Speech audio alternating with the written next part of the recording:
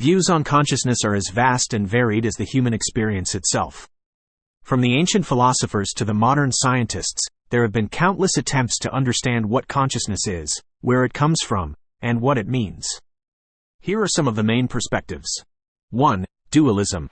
This view holds that the mind and the body are two separate entities, with the mind being non-physical and the body being physical.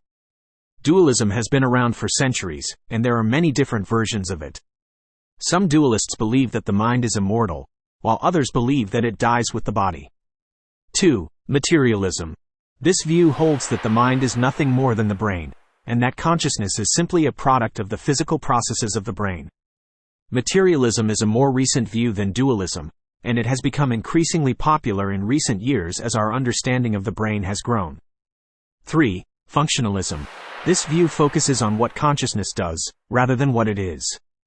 Functionalists argue that any system that can perform the same functions as a conscious mind, such as thinking, feeling, and experiencing, can be considered conscious.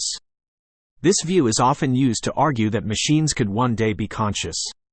4. Higher-order thought theory. This view holds that consciousness is a special kind of thought, a thought about one's own thoughts. For example, when you are conscious of pain, you are not just experiencing pain, you are also having the thought, I am in pain. 5. Integrated information theory.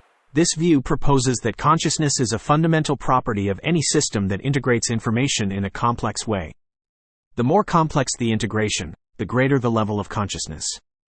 This theory is still in its early stages of development, but it has the potential to provide a new way of understanding consciousness. These are just a few of the many views on consciousness. The debate about the nature of consciousness is likely to continue for many years to come, as it is one of the most fundamental questions about what it means to be human.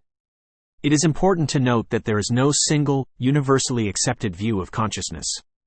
Each of the views mentioned above has its own strengths and weaknesses, and it is likely that the truth about consciousness is more complex than any one view can capture.